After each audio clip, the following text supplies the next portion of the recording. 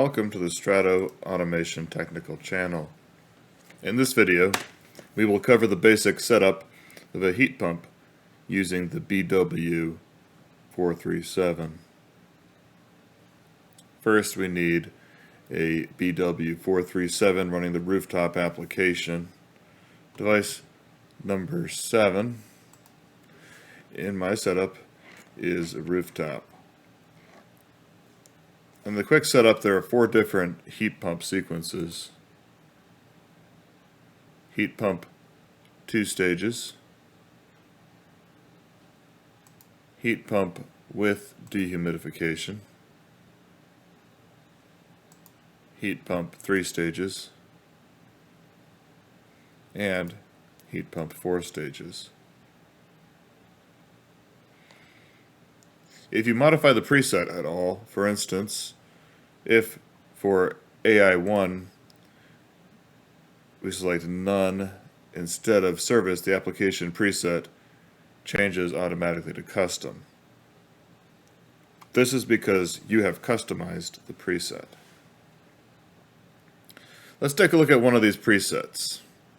In the quick setup section, let's look at heat pump 2 stages.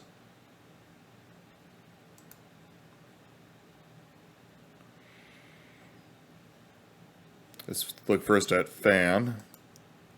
Quick look at the fan shows us a digital fan on BO1.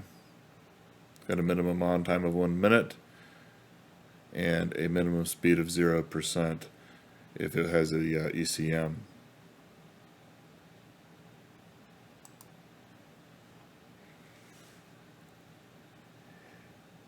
Heating shows 1 stage of reheat, that's your auxiliary heat, on W1, which is BO1. You can take a look at the I/O table and see BO1 there. Sorry, W1, which is BO4, that is heating W1.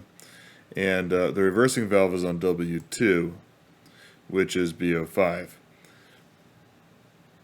Now, be aware that you can change the type of reversing valve. By default, OBO falls in the direction of heating, so non-activated is heating and activated is cooling.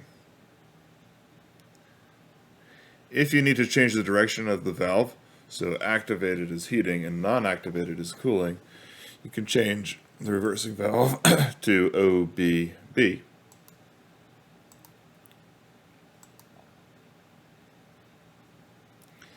In these setups, it is important to leave the reversing valve output where the quick setup puts it. So even though it might give you the option to put the reversing valve on W1, just leave it here on W2.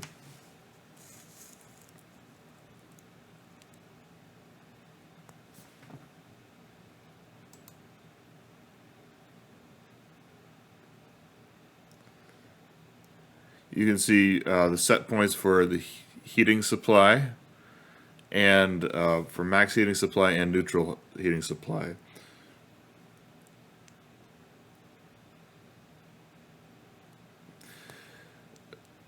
This is the supply air reset. When in heating mode, the supply air set point will modulate between the neutral supply at 0% heating and the max supply set point for 100% heating demand.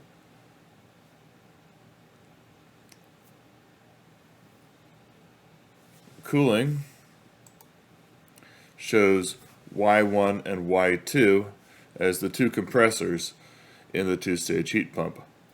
These are going to correspond to BO2 and BO3.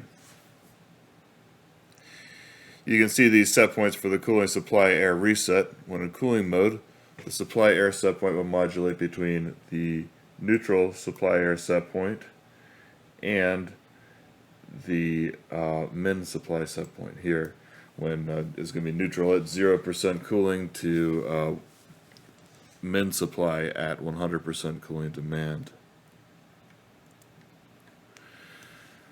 Temperature set points, I'll get rid of this for right now, point to the room and supply air temp set points.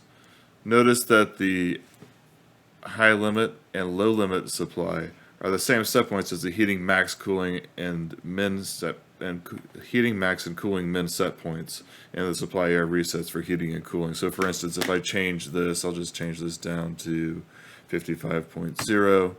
If I go back into cooling, I'll see it's now 55.0. If I change this here, it also changes it here. So this is the same set point.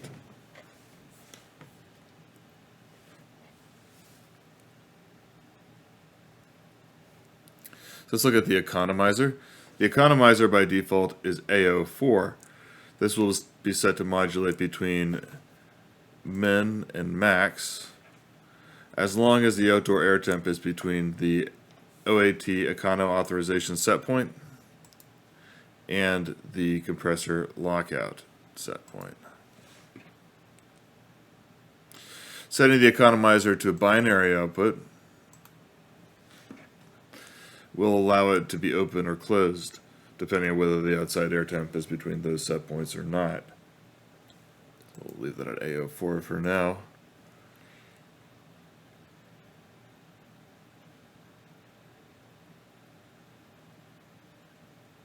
The exhaust fan can be configured as well. So we can set it up as a power exhaust or a roof-mounted exhaust. Or we can take it out of the setup completely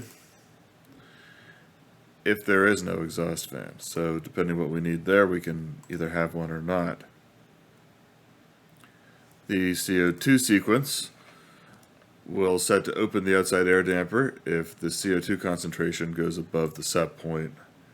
This will only work if there is an active CO2 sensor.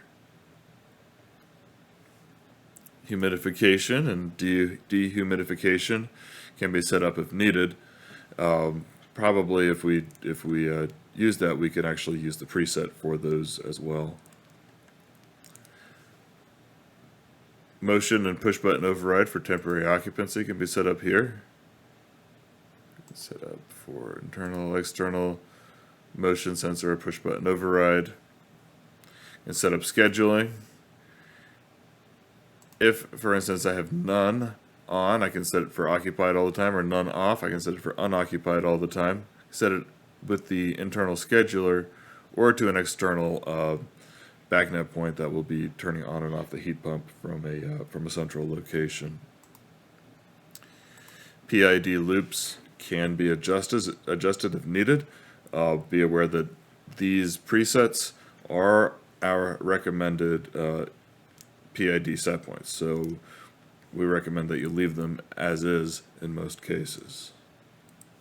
If you do make any changes, those should be locked into place by sending the application config to the controller.